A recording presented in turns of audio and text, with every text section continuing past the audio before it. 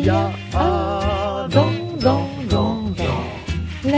l'heure de l'IA. IA pour faire. Bienvenue dans un air d'IA, une chronique dédiée aux outils de l'intelligence artificielle.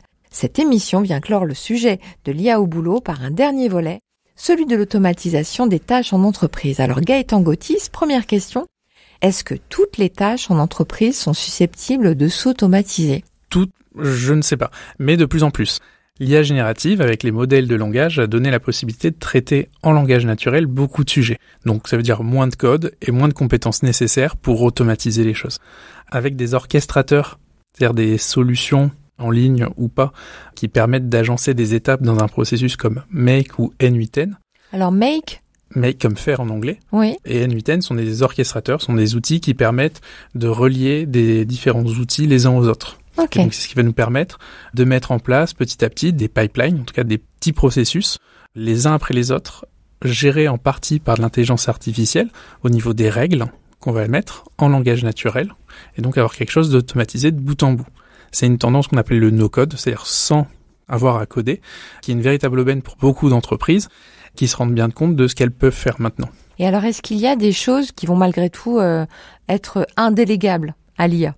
Alors oui, toujours. Après, la question, ça va être quoi ? Sur la partie support, les fonctions support, personnellement, je pense qu'il y a bien 80% des tâches où on va pouvoir trouver un équivalent automatisable par de l'IA. Après, c'est à chacun de voir, en termes de criticité ou de savoir-faire nécessaire, ce qui va être automatisable ou pas, concrètement. Et du coup, si on automatise ces tâches, est-ce que on améliore forcément la compétitivité des entreprises ? Alors bien sûr, avec le même nombre de personnes, on va pouvoir faire plus, éventuellement mieux, vu qu'on a plus de temps affecté à une tâche qu'initialement. On va pouvoir se focaliser davantage sur la satisfaction client, sur la qualité, et puis il y a tous ces effets de bord qui vont aller avec.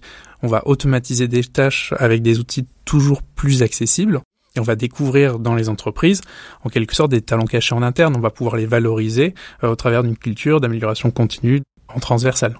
Eh bien, amis auditeurs, c'est la fin de cette chronique. Nous vous retrouvons dès la semaine prochaine dans une nouvelle série, laquelle interrogera la question du vote et du rôle de l'intelligence artificielle. Et c'est tout un programme. En attendant, pour écouter le podcast de cette émission, c'est à la page Un air d'IA sur le site rcf.fr. De l'IA dans l'heure